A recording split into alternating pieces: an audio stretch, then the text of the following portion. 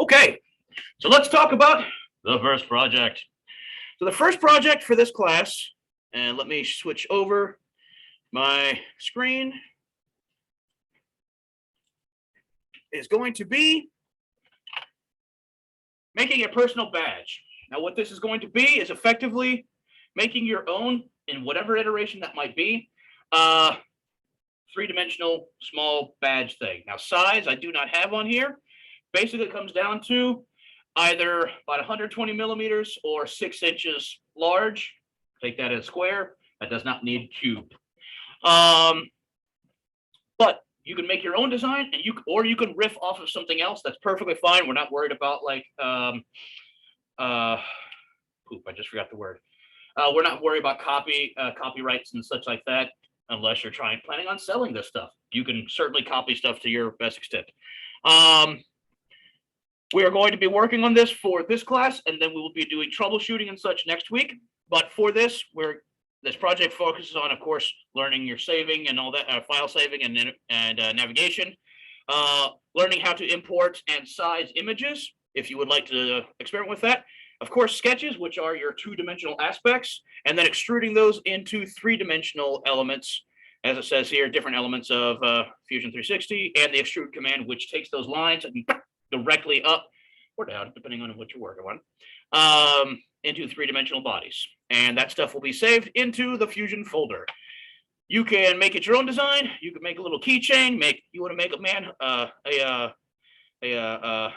mudhorn or a mythosaur, more power to you.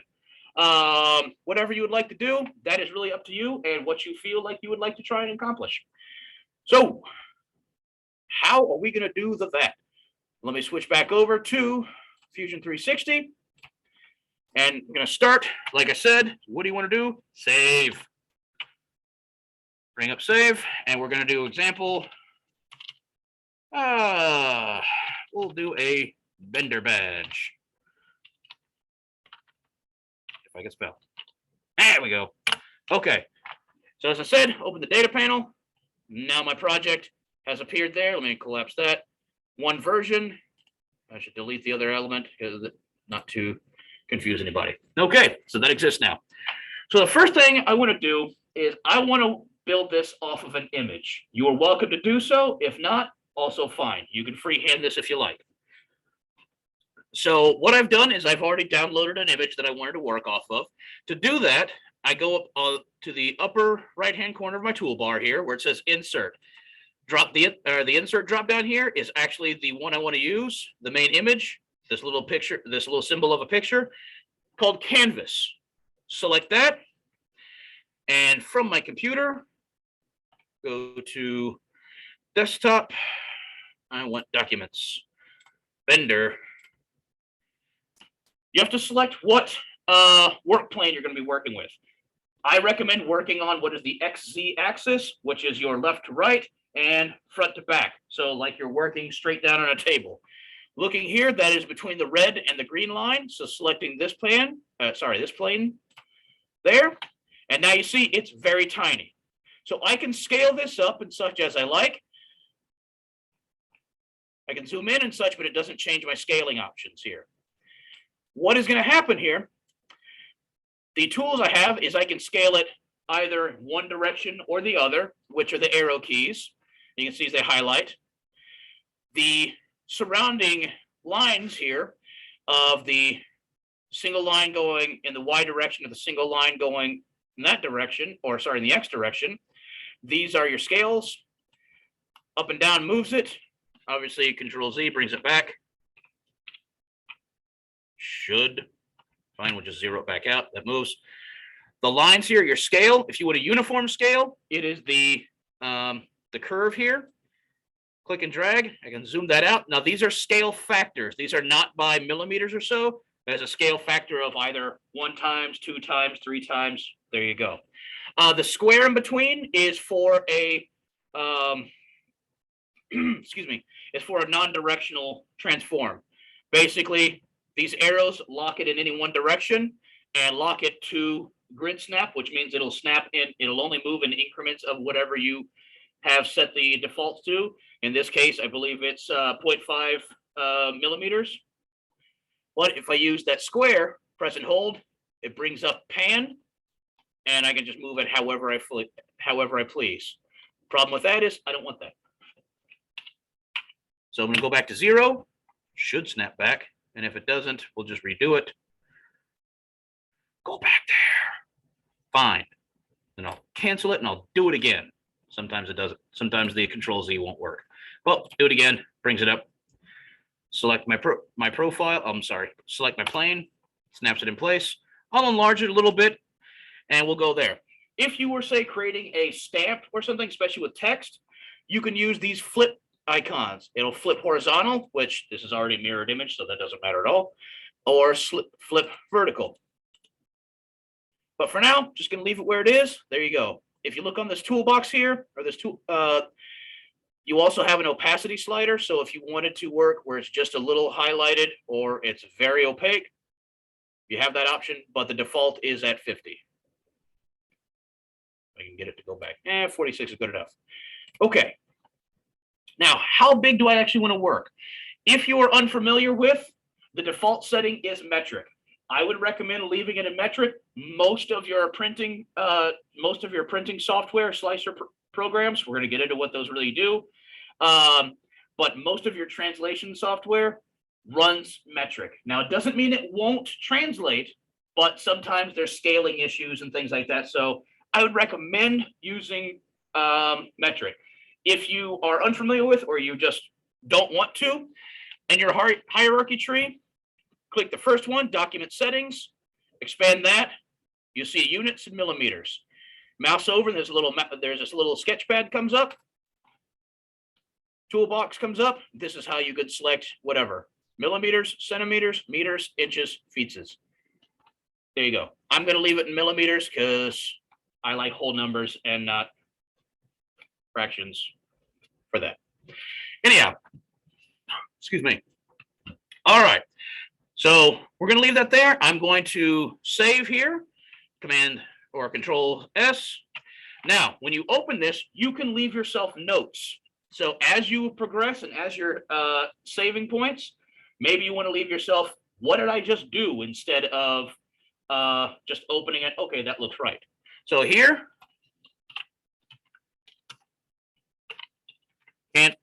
Canvas added. So now when I open up the Show Data panel, refresh. Now you see when I open up my the versions for the second one, it says under first one, or item created, second one, my little note, Canvas added.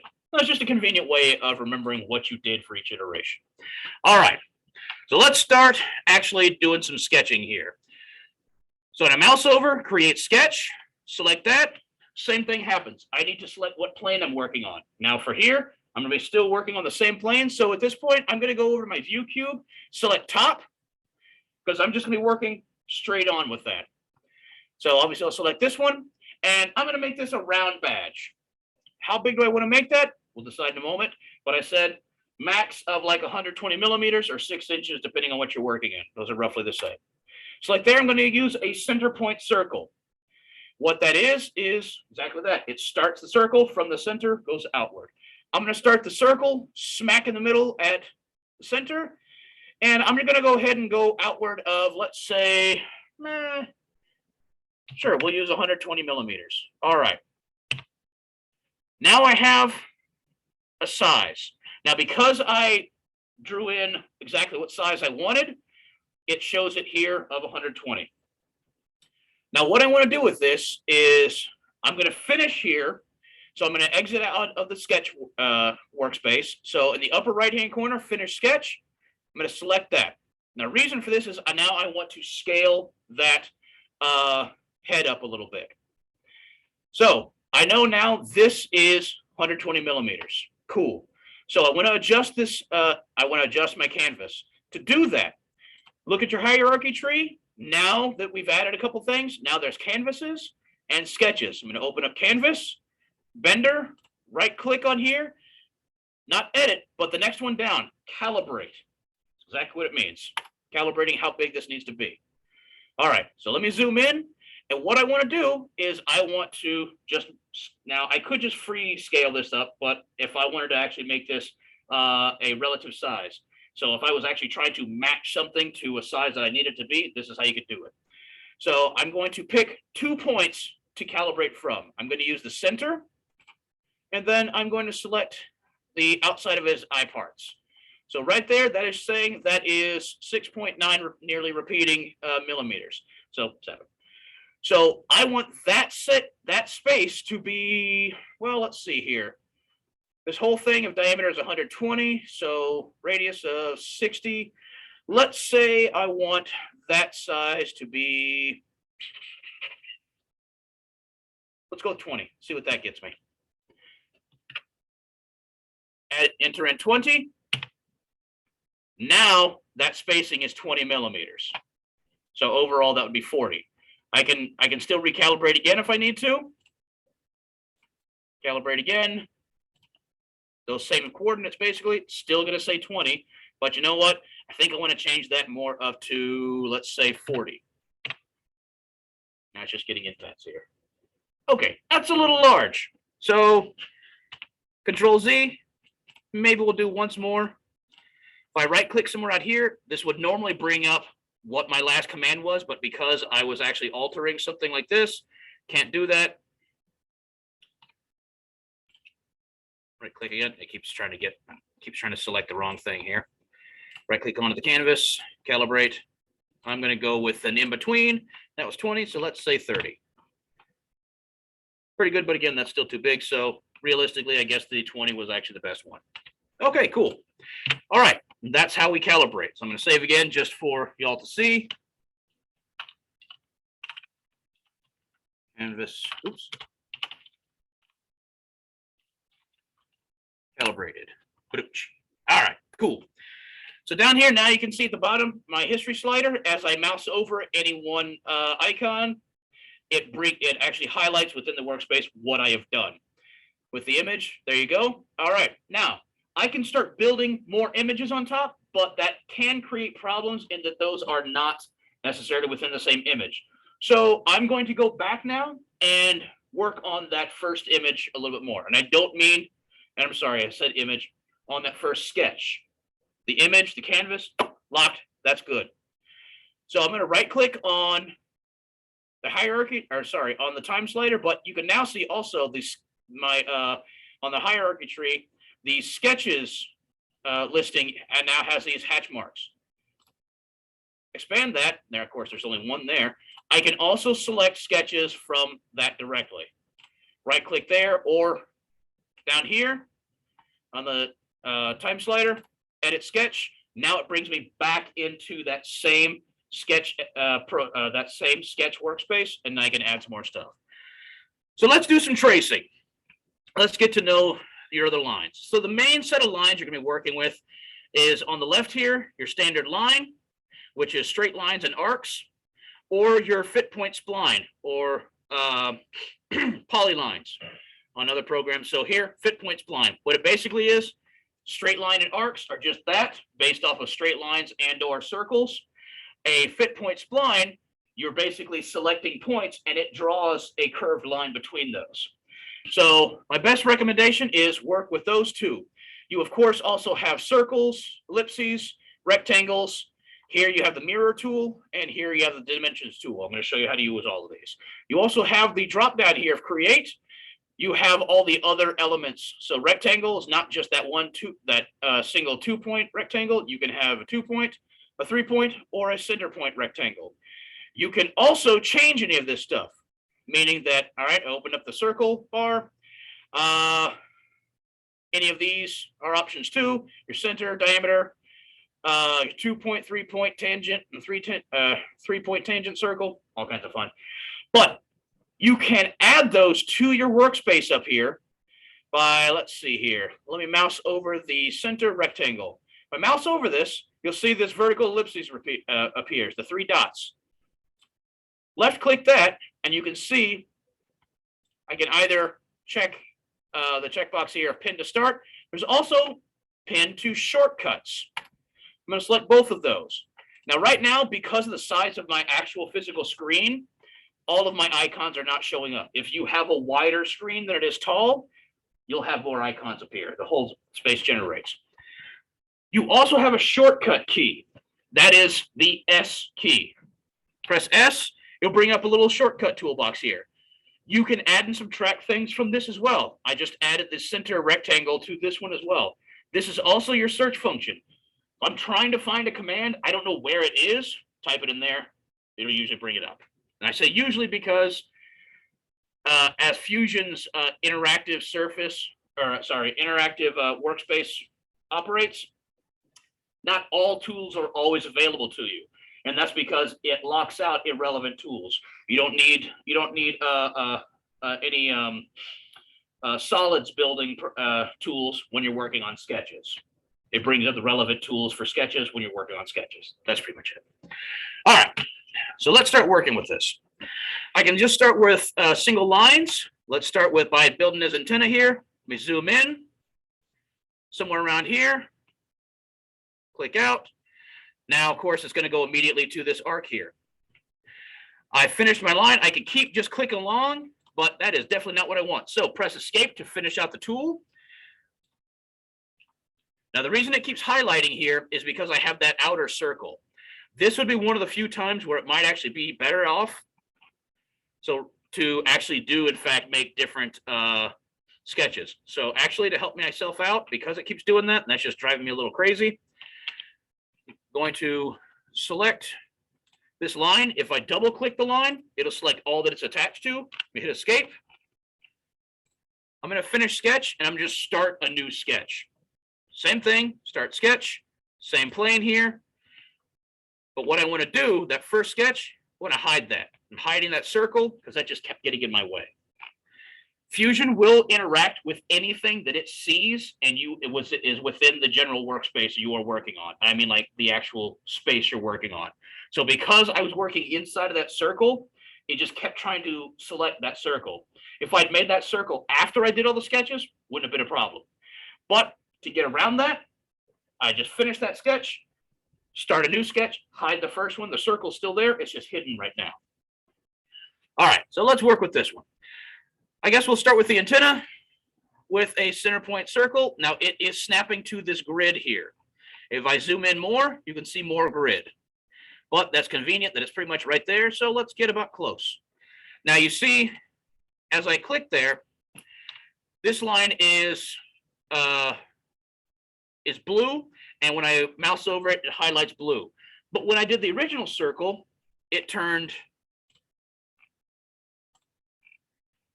black, and it had a line in front of it. That was because I defined the line, meaning that I actually put in a positive number. So let me go zoom in here, and I want to actually say, you know what, crap, that circle is not as big as I need it to be. How can I change that? Do I have to erase it and make a new line? Not at all. I can double click it, it selects it, but how to adjust that? The sketch dimension tool, or you press D. Select that, I'm gonna select the circle, and as I select that circle, now you can see as I move the mouse around, it's gonna keep bringing up this little, dimension delineation there. Select wherever, it's just that way if you wanted to put the actual marker somewhere else. Now I can say, all right, you know what? That's 3.6, yada, yada, yada. That actually, I would rather that be 3.5. I can type that in, resizes. Now it is a defined line. So that's how you can make some alterations. The first one, you can just drag and place it wherever you think. Then you can actually put in solidly defined numbers. That's if you choose. All right. Make some lines somewhere around there. As I mouse over, I want to actually start connected to that circle. As I mouse close to that circle, my cursor changes from this box, from this square with a crosshair in it. And when I mouse over that line, now it changes to an X. That shows me that it is in fact going to connect to that circle. Drawing down, just however you please, right about there. I don't want it to keep going, so I'm going to press Enter. And it did connect anyway, so I'm going to delete that line there. Super duper. For here, I'm going to use a fit point spline. So I'm going to just start somewhere on the side here. I keep mousing up, clicking along, keep moving. something like that. Now I'm only drawing half, and I could just keep going, but I'm only going to draw half right now because I'm going to split this and mirror it in a moment. But as I zoom in here, you can see this has now all these extra lines on here. It has these green lines, and on top of the blue and all the dots. That's your fit point spline. What that means is the blue line is what's drawn between the points. I can click and drag this point around and move it wherever it feels like it needs to be. When I click on the dot itself, these green lines appear. These are your handlebars. I can twist this around and it can manipulate that. If I drag it further away, it makes the circle that it's being drawn on larger or smaller. So you can manipulate this all you like and pretty well freehand it. Pretty convenient tool. We'll go with that for now. Okay. Do another one, up and over. When you are drawing stuff, more points make for a more detailed line, but it also becomes more difficult to smooth out. Fewer points, it automatically will smooth more effectively, and you can always add points in later if you need to. Right here, I drew this point kind of a little bit low, click and drag that up. The other thing, I want these lines up here to connect. What I can do now, I can drag this first point from the first line, drag it over, and it will snap to that other line. Now it's going to connect there. Good. Obviously, I can make circles for the eyes, something like that, but instead of center circle, I'm not really sure how big that needs to be. So I'm going to use instead one of the other circles, let's say a 2-point circle. So that means I start a circle on one side and then just make it as big as I need to be to get to the other side. And there you go. If I want to make this part, if I want to trim this off, let's draw some lines from about there straight across. Hit escape to stop. Do it again. If I right click, it brings up this these recent and often used commands. I have repeat line right from the center there. Begin again. Great. I'm going to use another 2-point circle to connect here. Right there and right there. That works pretty well. Cool. All right. Now I got a bunch of intersecting stuff. Let's trim some things. Over in the modify section, I have these little scissors. That's how you trim. Now, because I have lines that intersect, as I mouse over, let me get in a little bit closer. You can see as I mouse over, say like here, it will use any lines that intersect as a way to trim. It assumes that any line that exists can be used as a trimming device as well. So what I want to do is I want to trim this chunk. It's going to give me a little warning there. Yeah, you changed the thing, whatever. I want to trim that one off. I want to trim the top off. You can see where I'm going with this. Trim down there. That works. Nice, nice. All right. I also want to add a line right across there for the old Bender angry face. I can now zoom in, and I'm just going to mouse over that upper line. It assumes that I'm working there. Now, one thing, as I zoom in, look at my cursor. It changes from it's connecting. There's an X, but I get to a certain point, and a little triangle appears. That is showing you your midpoint of that existing line. That is connecting smack in the middle between those dots. Not really relevant for the drawing, but just so, since it comes up, just wanted to tell you. Hit escape, clear out, want to trim. Now I want to trim that part and trim that part. Good, good, good. Okay, cool. One of the other tools we can use here. What if I just don't feel like redrawing all of that? This is all the same thing. Do I have to redraw this each time? No. Oh, I forgot to trim that down there. Let's do that real quick. Boop. Good. All right. Other tool I have here is the offset tool. Very convenient. What it does is it takes an existing line and just makes it larger by a distance that you decide. Offset. What do I want to use to offset? I want to offset this circle, these 2 lines in this circle. So select what you need. Sometimes it gives me trouble here. It's not selecting the other one. Well, that's just rude. So I'm going to start by selecting these lines, since it wasn't letting me select them when I have the offset up. I'm going to start by selecting those lines. Now I'm going to use the offset. It's not letting me. Jerk. Fine. Okay. How far out do I need? This is one of the times where you can use a slider. So you mouse over here. I can drag this in and out. Or you can do it numerically. So let's just say that needs to be 1.5. Cool. All right. So that wouldn't let me select this line for whatever reason. So I'm going to select it now. Offset. It was 1.5. That matches right up. Cool. That might cause an error later, but we'll deal with that then. Select OK. Now we're good. The error that causes, there's an overlap. One of those. So what I'm going to need to do, trim. Now it's selecting, it knows there's something between there. Select in between there.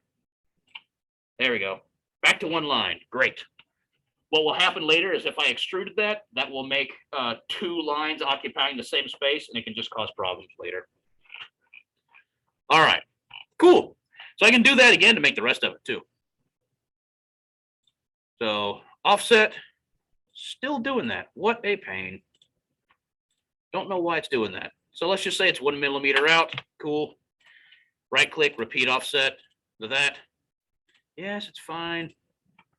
What? 1 or more offsets, offsetting the offset, blah, blah, blah, blah, blah. Fine. We'll use the original. Pain in the ass. Then it was 2.5 then. Great. There, you happy? Cool. All right. So you can kind of get where I'm going with this. We're going to keep expanding this. We can keep drawing on top of this. One of the other things I want to show you is selecting things. Now, say what I'm going to get to in a minute, I'm going to be mirroring all this over. Now, to use the mirror, you do need to have a line in place to use as something to mirror against. So what I'm going to do here, I want to make a line that goes straight up and down this whole image. So I'm going to just start somewhere up here, straight down. Now, the problem is sometimes it's difficult to say, oh, crap, I need it to be straight up and down. Sometimes it's not snapping. What you can do, you see I also have my numeric inputs. It says 127 there. It keeps moving as I change. If I hit tab, it goes over instead to the angle. I want to make that stay at 90 degrees. Now you see when I typed in 90, a little gold lock symbol appeared next to that number. That means it's locked in place. It will not move from straight up and down, but I can still move up and down as far as the distance of my line. Doesn't matter what I want to do. Click there, cool, hit escape, finish that command. But one of the problems is now that line can interfere with things because it is still an active line. One of the tools you can use as a way to create lines and such as reference lines, you can create what's called construction lines. So when I select this, look over at my toolbox. First option you have on your toolbox is line type. Mouse over, it says construction line or center line. This line I want as a construction line, or the hotkey is just pressing X while that line is selected. Now it becomes this dotted line. Now it is a line I can use as a reference point or anything, so my cursor will snap to it, anything like that, but trim won't be affected by it, things like that. It's a really convenient way of just adding some things in there that are just for you to reference as you're drawing. All right. So now I want to use the mirror tool. To do that, well, do I have to go just select everything by bit? No, you also have your standard selection boxes. You click and drag a box, just like you're selecting anything off the desktop or whatever set of files, blah, blah, blah, any of that. But you do have options depending on what direction you start from and go toward. If you select from the right to the left, click and hold, it brings up a yellow box with a blue dotted line. This will select anything that box touches. So even if I am not completely enclosing things, select that, it selects all the things that touches.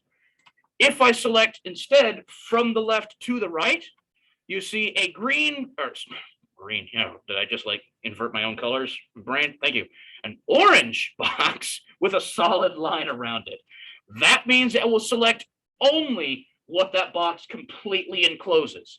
So even if I'm mousing over, say, the eyes and such, it only selected what it entirely enclosed. So that's a convenient way to work. One problem will definitely be that circle. So let me select my construction line, press X for a moment. I want to change that back to a regular line. I'm going to use trim, chop off half of it. Hooray. Reselect my center line, press X. Now it won't be a bother. Great. So now I'm going to use a left selection box. So from the left to the right, all the things that it completely encloses, all of my angry bender parts. Now I have the mirror tool here. These two triangles back to back. Select that. I already have what I need. The toolbox pops up. It does sometimes get irritating that Fusion keeps opening up all these additional toolboxes, but it does help isolate the controls for that command. So in the mirror toolbox that popped up, you see it has objects that are selected. It's all the stuff I've already selected. What is my mirror line? Now I need to select the select. And sometimes there's quite a few redundancies. So select there. I want that construction line. Now the other half appears. Select OK. And we're just going to use that for right now. Finish sketch. Let me hide the canvas. Obviously, I forgot to put in the eyeballs, so I'll do that in a minute. I'm going to unhide that first sketch. And I can, of course, add details, or add notes. So this first one, I'm going to rename that. You can either right-click to rename or press and hold. Sketch 1, I'm going to use ring. The other one, I want bender face. Okay, cool. Now I want to add some features to this, meaning that I don't want this just to be a flat disk, or rather, I don't want it to just be a plain disk. I'm going to go back to that first sketch or the ring. Right click, edit sketch. I just want to add some features. Now, when I did that, oh crap, the rest of my drawing disappeared. No, look down at your history slider. That second drawing that has the face and everything is ghosted. It's not opaque. That's because I'm working on a sketch that pre-exists on the history timeline the other sketch is working on. So yeah, this class also deals with time travel. Cool. So what I want to do is I just want to add some rings. Basically, I was going to reach into my pocket, like a coin. I don't have any change. I just want to add some other lines. So what that can be, I can either use the offset or another circle. For this case, I'll use a circle. Select in the middle again. And let's go outward. That was 120. So let's make this one 110. Okay. And I just wanted to add some features like that just so I can add some edges and things like that. All right, finish sketch. Great. Open that image back up. Let's see here. What else do we need to make sure to go over? Well, first, let's edit in that triangle, or sorry, triangle, not a triangle. That is a square. Boop. Repeat 2 points. Something like that. There we go. All right. Well, let's say your image is not quite as angular and such, but it's basically a square. Well, what if you wanted to round out those edges and such? Though I need to draw a circle and trim and trim and trim. It is physically connected. On the modifier toolbox over here, one of the other main ones is fillet, not fillet. Fillet is a fish. Fillet is a drafting term. Fillet draws a curved line between an angle, between a point, between a corner. Select there. Let me zoom into these very angry digital bender eyes. Select between two corners, and I now have a numeric value or a slider. This is how you can round out two points on two sides on a corner, either via slider or numerically. You can see as I slide in and out, it is doing it by 0.5 millimeter increments. That's where the snap occurs. I can of course adjust that. Say, I don't know, it needs to be 1.125. Sure. That's how you can make those adjustments. So you can see here, it shows the radius of what that is. So that means I can either link these or I can repeat these. If I'm working all at the same time, let me Control Z that. Let me hit fillet. Right after I explain it, I swap them. Let me hit fillet again. Jeez, brain. Click between two. Now, before I finish this, I'm gonna add in. Let's make it 0.75. Okay, cool. But before I hit Enter or Escape, now I'm gonna go around and select the other corners. This will make all of them follow that one radius. So now that, oh, you know what? Actually, now looking at it, that shouldn't be 0.75. That should be 0.88. They all alter to 0.88. So before you finish the command, if you go around, you can select those. You can still, even after I finish, if I need to, go back, double click where the radius is right there, and I can alter it again. I can still alter it. And let's say 0.72. I don't know. They all change around again. So you can keep changing and keep playing with stuff. Makes it convenient. Just so you know, instead of having to go back and hit the home button every time, if you press F6, it resizes the whole thing. And just so you'll know, all of this is on the all of these keys are on the glossary terms on Blackboard that have all the relevant glossary terms for these first few projects, as well as the hotkey list. So that's pretty much what I'm working on there. Unhide the ring, finish sketch. We'll get back to that in a moment. Where are we at? 7 o'clock. Cool. So let's pause for a second and take some questions and such. I'm recording. All right. Let me just draw up the rest of this face here and go back in, edit sketch, hide that ring because that keeps getting in the way. Let's see here. Zoom in, line, let it connect, line, and a line. Close enough. All right. I'll do a fit point spline for these parts. Remember, a fit point spline needs at least 3 points. If it's just 2, it's just a straight line between. So somewhere in between at least one other point, and you can make it into a curve. Otherwise, not so much. Drag that down a little bit, modify these a bit. Oops. Nope. What happened there? There we go. And nope, not repeat, delete. I want to repeat tool. Right in the corner, couple of points. Something like that. Good. All right, so we're buzzing along pretty well here tonight. So I guess what we'll go ahead and do is just go straight ahead and go through the full extrusion process and all that such. So let me do this real quick. Finish out these lines. Well, oops, repeat line. There. No, that needs to be a fit point spline. Okay, we'll just draw out to there, follow along as best we can. Zoom in, keep going. Uh-oh, that should have been. We'll just use that one, snap it over there. Boop. Cool, there we are. Now, one of the things that's really convenient for these handlebars, like this line here, as I added to it, it kind of curved down much further than I wanted. So what that, and I can flatten out that line a bit better. There you go. Other thing, all right, these vertical lines are straight up and down.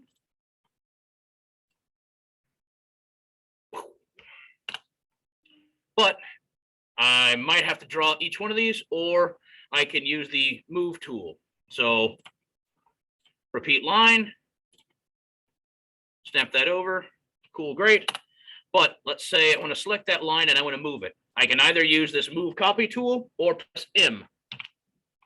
That brings up the move toolbox, but also on this move toolbox, I can either move it, yes, directly, or if you look at the bottom here, there's a checkbox, create copy. That will leave the original, and now I can slide one over and it drops a copy in place. Hit OK. I'll trim that up, Zoom in, chop that little nubbin off. All right, and then let's do the old side to sides here. I can use the kind of sort of grid as a guide.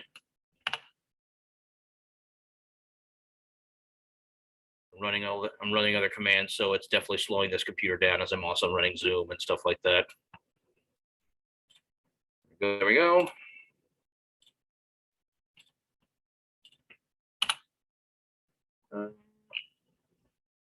Come on.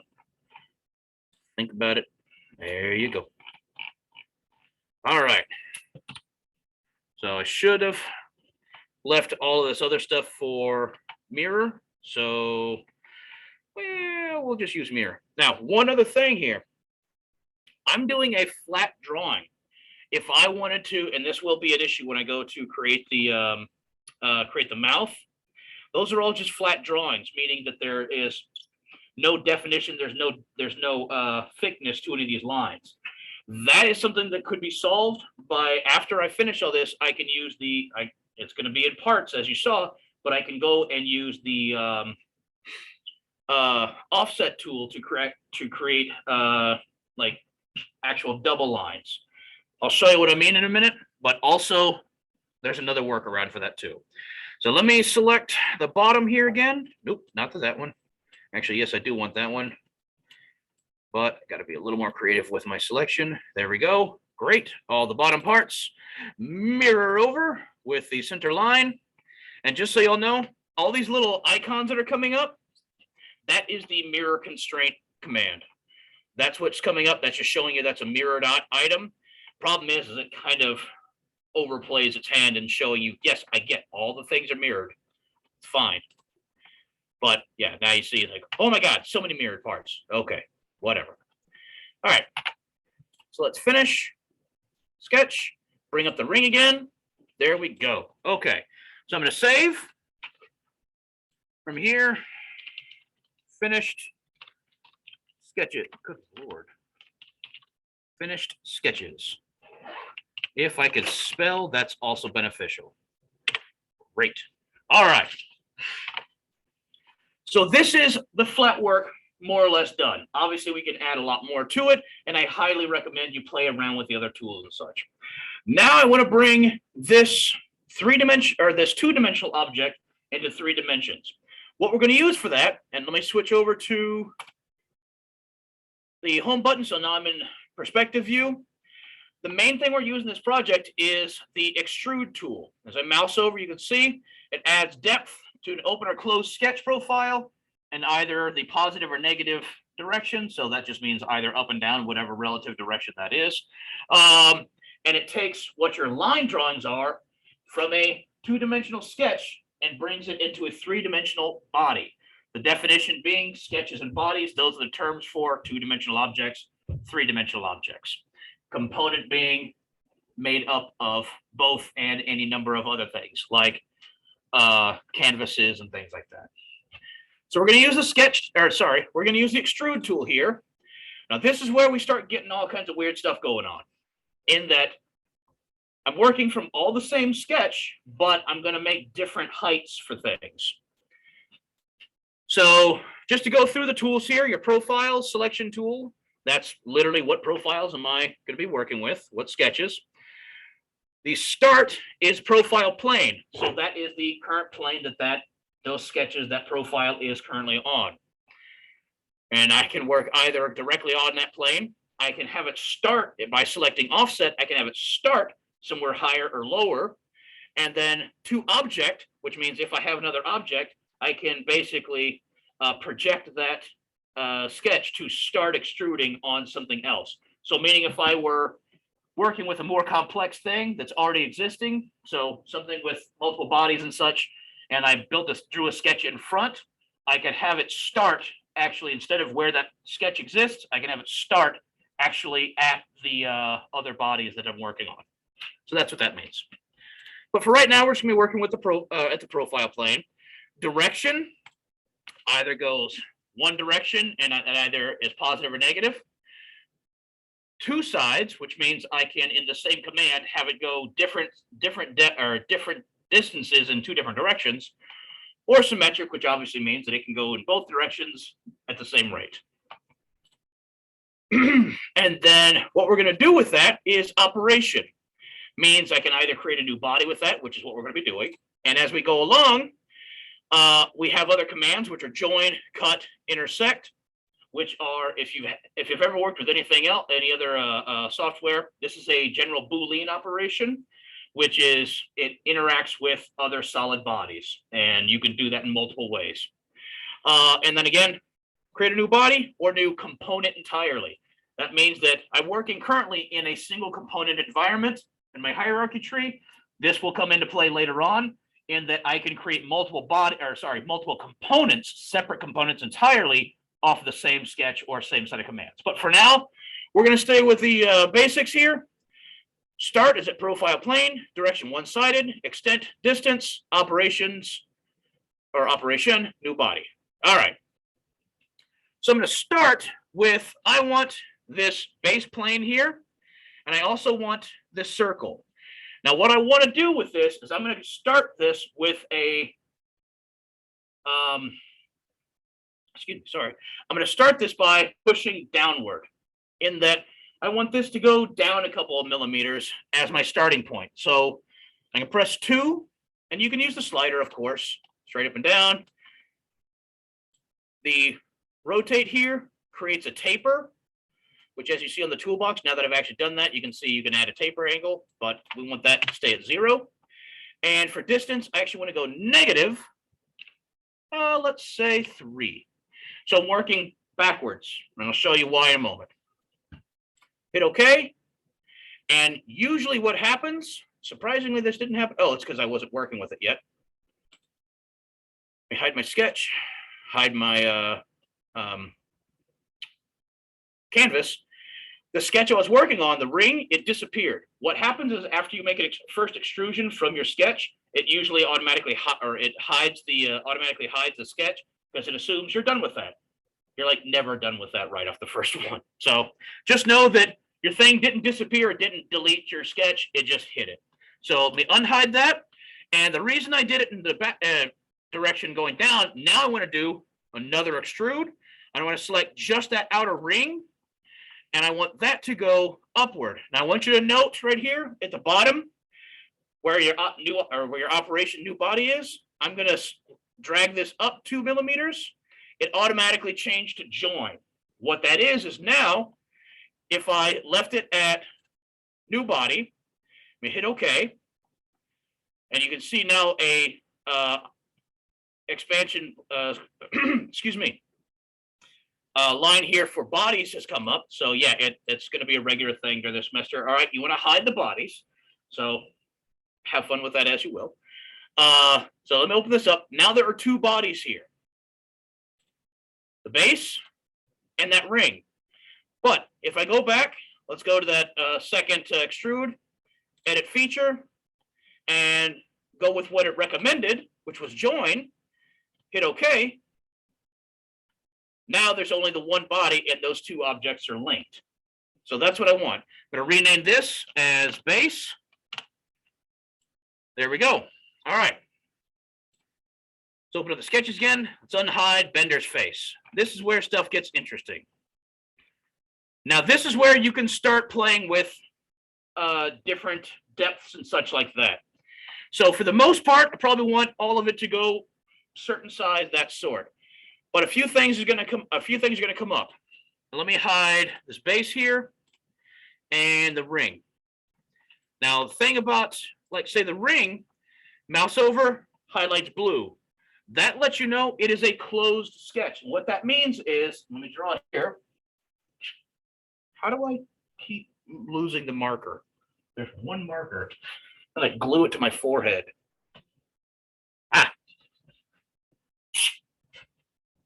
A closed sketch means the points come back to some form of the same intersection. Now that might mean that the points extend beyond whatever, but there are no openings. Versus an open sketch, which means, say if I was drawing that, comes out, and these just 2 points don't meet. Difference being a closed sketch can be extruded and it highlights as light blue. It shows you that it's closed. If it does not, then that means it's an open sketch. And the problem with that is, and as you can see here, let me hide the ring again. Difference being the internals of like the neck and face and stuff highlights blue. That little line that extends downward, nothing there. So if I want that little collar piece to extend, I'm going to need to add that line to there. So let's go edit this sketch. And I don't feel like drawing another line, so I'm going to select these mirrored points, use the offset tool, and I'm going to drag it down to where it intersects that. Let's hit OK. And now I can just trim those chunks off. Let the program do the work for you. Oops. Except for also make sure you actually hit the right button.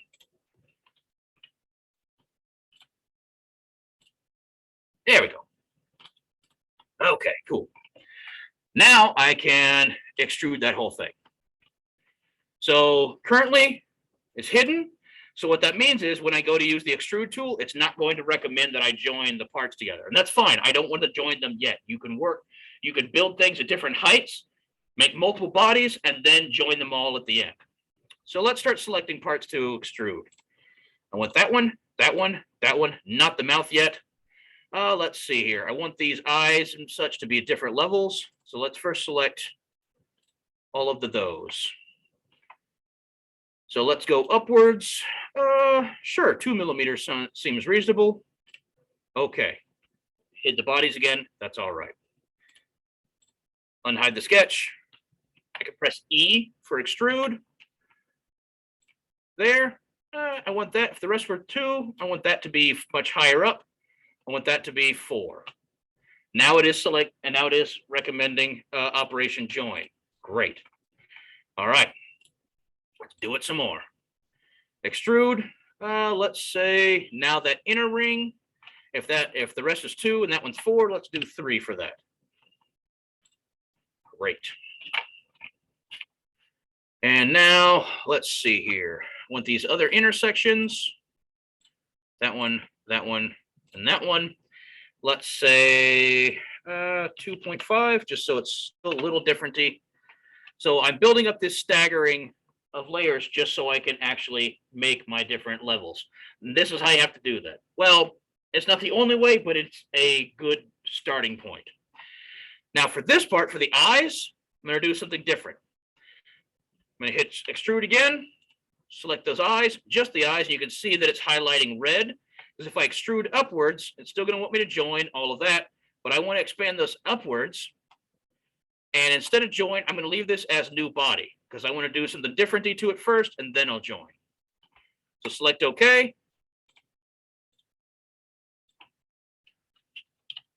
I1, just so I can remember what I'm working on. I2. And body is just that. Let's say face. Face. All right, great. So what I wanted to do with this, because I wanted to round out these before it interfered with, so it didn't interfere, so it wouldn't interfere with the rest of the thing. And how to round this out, I'm going to use a fillet, but I'm not in the sketch surface anymore, or a sketch workspace, but I do still have modifiers. Fillets here, only now it's a fillet on a 3-dimensional body on an edge. I'm going to select that tool. I can select the whole face, or I can select edges and such. I'm going to select the whole face. Problem with this is it's going to interfere with the internal as well. But I'm going to use a slider. Now, I will warn you, especially depending on the power of your computer. Right now, this is pretty basic, but as you use a slider for more complex modifications or modifiers or operations, it can bog it down because it's going to recalculate the whole operation for each increment that it moves. Sometimes it's a lot more effective for your computer, so it doesn't have to recalculate each one to just type in a numeric value. But I'll show you for a slider. Drag this down, you can see what's happening. Turns it into a crazy donut. So this is what I mean by it's going to recalculate each iteration. So instead, if I did like 0.5, And you see it now, it's just rounding out those edges. But instead of this, I'm going to cancel that out because I actually just want it to interact with the edges of the circle. Now, when I do that, it's not interfering with that inner, pupil. So that's more what I want. Okay, so 2, good. Click OK. I will have to do that to the other one too. But you can see that's how that happens. Now, when I unhide the face, you can see that one of the issues was it might have interfered with down there, and I wanted it to stay as a crisp line. But let's say like this is all connected the same. What if instead I actually wanted, say, like a rounded corner between those two parts? Same deal. Fillet will work in a concave and convex operation. Sometimes it won't work at the same time. You might have to do 2 separate operations, just like we've been doing for different extrusions, but it'll still work. So let's hit fillet, and right in the corner there, hit there, and we'll use the slider, drag outward, and you can see it will start generating until it gives an error. And that was at 1.5. So let's just stay at 1. Let me zoom in a little bit. You can see it's making a nice rounded corner there. So these are great ways where you can make just that manipulations between your corners, such it doesn't have to be a straight up and down extrusion. But play around with those features. That's how you can do that. I'm going to leave that out for now. The one other thing I wanted to show you all for now is another extrusion feature. So how am I going to do the mouth? Well, yeah, you see how I did the around the eyes?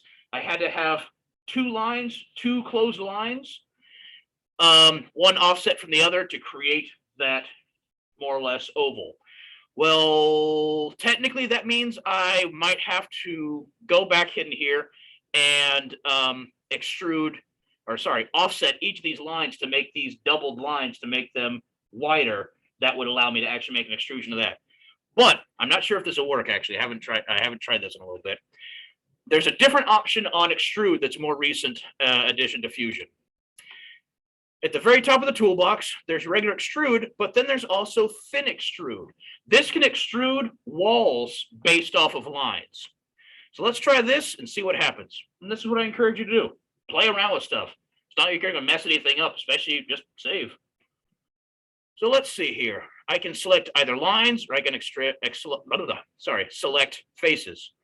So let's just go along and start selecting faces and see what happens.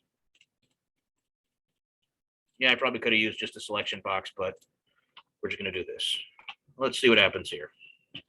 So we're going to extrude up to, if that's all 2, let's say 1.5. All right, so that just selected all the edges. All right, that's not what I want. So then let's deselect those and let's see what happens if I select just that. All right, that's basically what I want, but the thickness is much too thick. So let's see, wall thickness. Let's more make that, oh geez, I don't know, 0.25. Much better. All right, so what happens now if I select multiples? Well, that makes too much. So maybe what I can do here, since I have this grid here, let's try selecting odd ones. See what that does for us.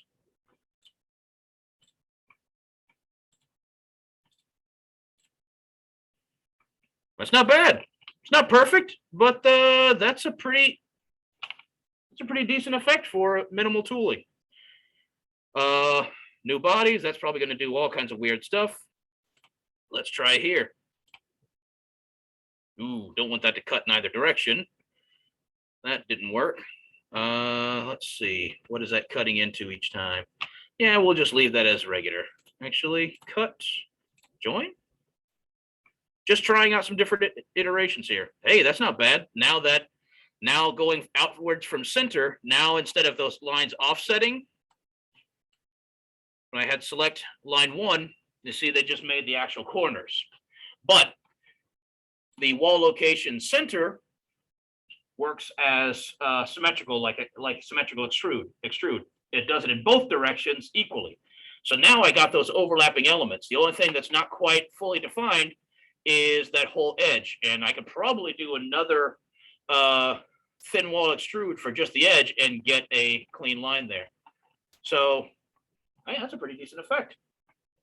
I'll leave it at join, click OK. Not too shabby. Now, yes, I did lose some of my line work here, and that's where I could probably experiment more with either different heights. I can go back and select or deselect different extrusions, but that looks good. So let me unhide the ring, collapse the bodies here. Oh, I didn't mean the sketches. I meant bodies, base. There we go.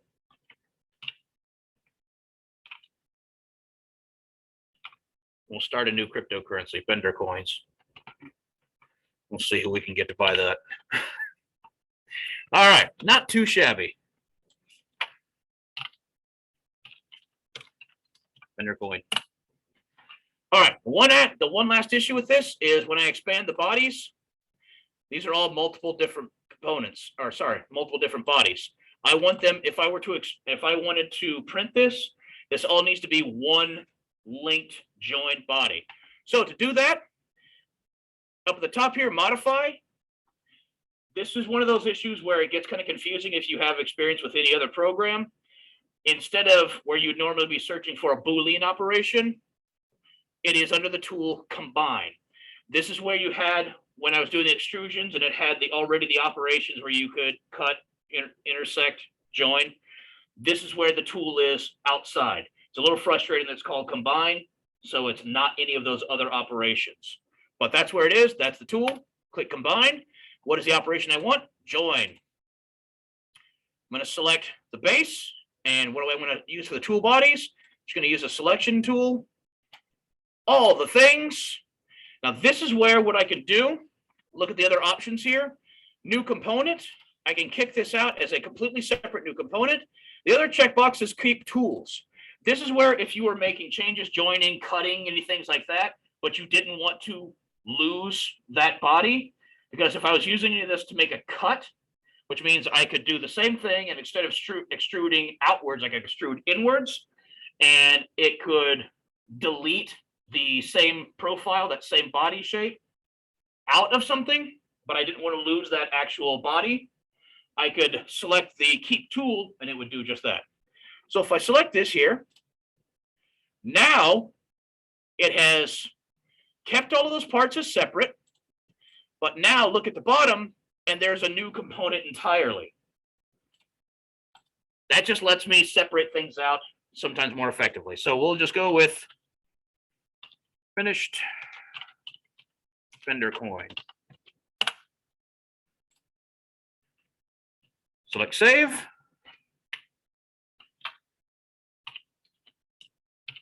Done. Maybe. There we go. So that is a very basic way of working.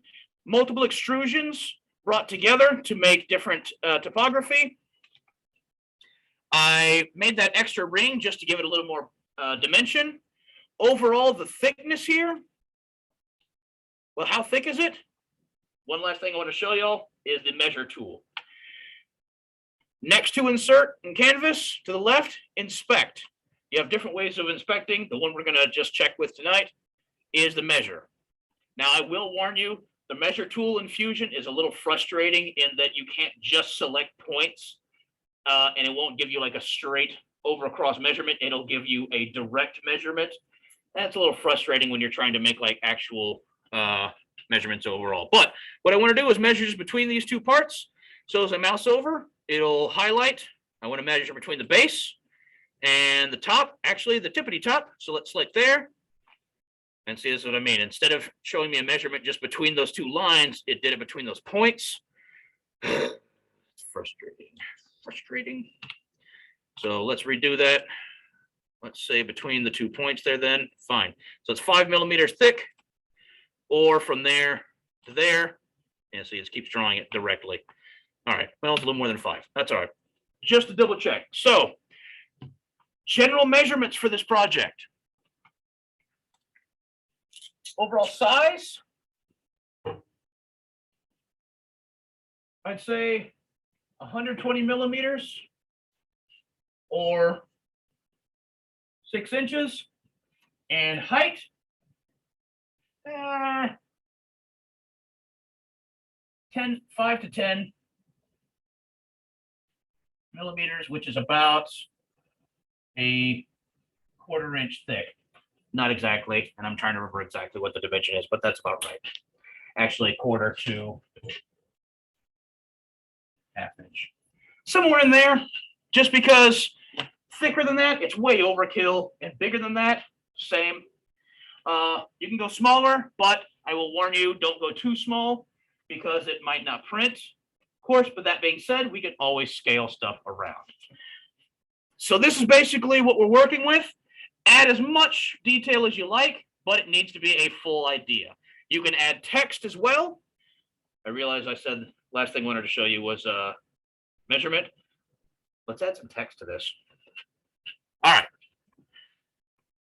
Great. Now he's wearing a monocle. Actually, that tracks. Okay. Final actual thing. To add text is within the sketch profile stuff. So let's start a new sketch. But what you can do, instead of selecting the original, if I were to hide the bodies, instead of working with the original origin plane, I can select an actual surface to draw on top of. So I'm going to select that inset there. And now that will be my work plane. Not where it started, but right there in my work plane. All right. So select up. And I'm going to create text in a circle. So I'm going to use the center circle, but I want this to be a sketch line. So I'm going to first press X. And you see what I did? The line type construction line highlighted. I'm going to select right from the center. And let's go about, I don't know, 85. That seems reasonable. Sure, that works. Now, text doesn't show up here automatically because, again, it should be, but my screen is much smaller. Down to create, text. Now, you have two options here. Text toolbox comes up. You have just the A text. This creates inside a regular frame. You will make a selection box like a lot of other programs would, and that's your text box. You will fill that text box. The other option, text on a path. It's text on a path. I'm going to select that one. And what is my path? Obviously, that line that I just drew. Great. Now, your options are basically any other word processing program.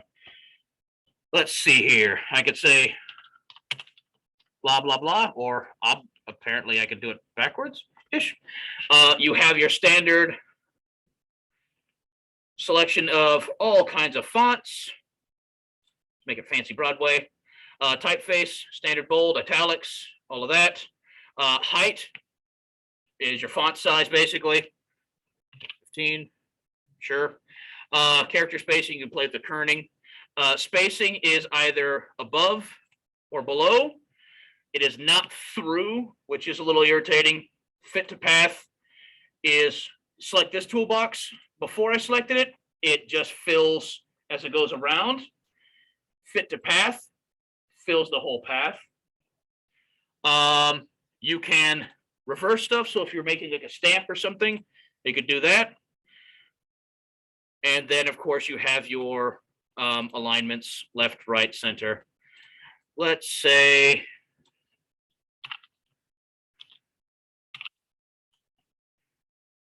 meat bag.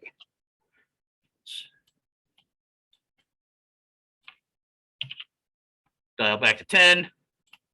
Center that. Maybe it needs to go left. Nah, I can't do that. There we go. Broadway's a little fancy. Let's try something else. Maybe. And this is, again, somewhere where you can just play around with stuff.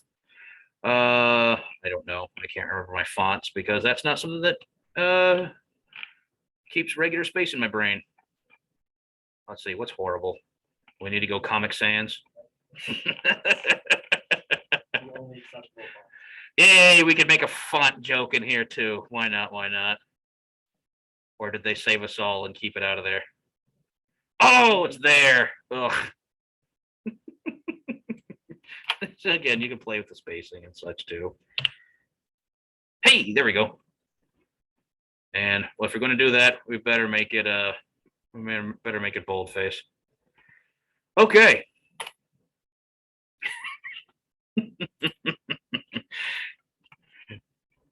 All right, so because I have sketches hidden, disappears, unhide sketch. There we go. We'll just say text. All right, now what I want to do is I'm going to extrude this, but right now I can select it as just the text, all that. So let's select extrude. Now, instead of going through and selecting all these individually, sometimes it's hard, but right now when it's just text, I can select the whole thing as a single item. But when I extrude, let's say just one, so it's a little raised. Now it is in the positive. If I hit negative, it will cut inward and leave it as a recess. Only, yeah, there we go. See, it's defaulting to cut. No, let's leave that raised. Yeah, we'll leave it raised.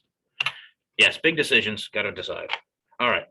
Now, if I left this as new body, the reason I would do that is if I still wanted to manipulate this in any way, select new body. Warn you, problem with this is it now creates each letter as its own body. So fair warning on that. Not like that's going to be a problem other than it just adds a bunch of detail. So if you had like a lot of text, it's going to suddenly add a whole bunch of data to your file, and it might bog down your computer again. Again, I'm just telling you these things, stuff that I have found.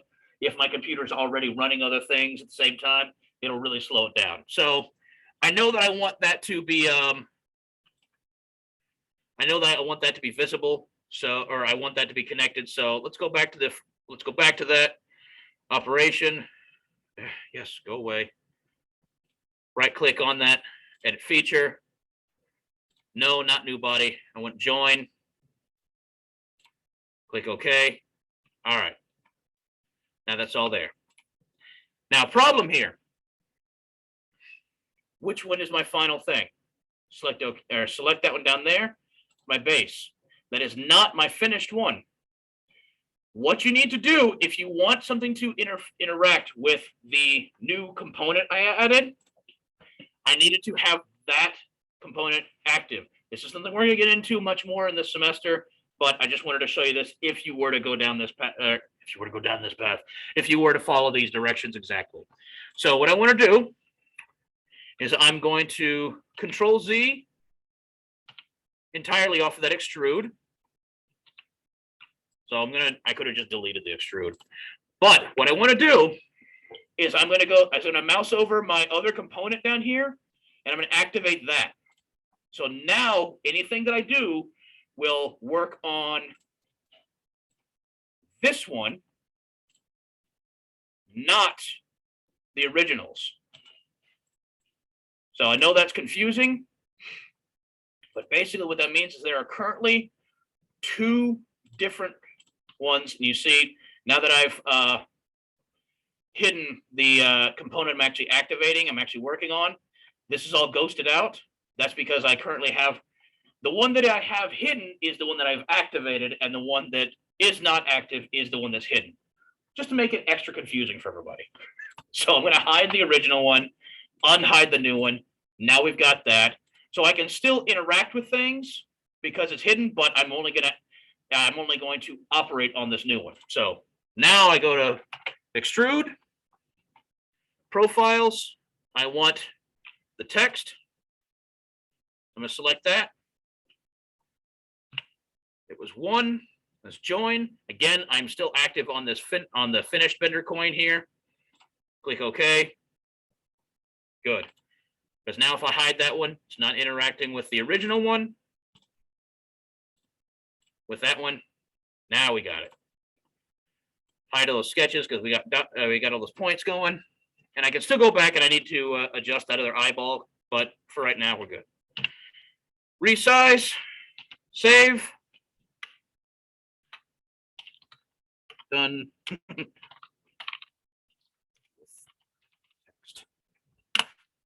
Okay. Now just to show you what I meant by all that, open up the data panel. Now I have multiple versions.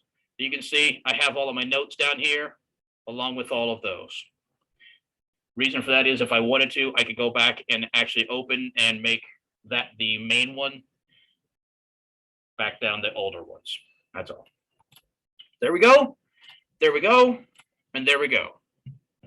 So that is pretty much the full extent of the project.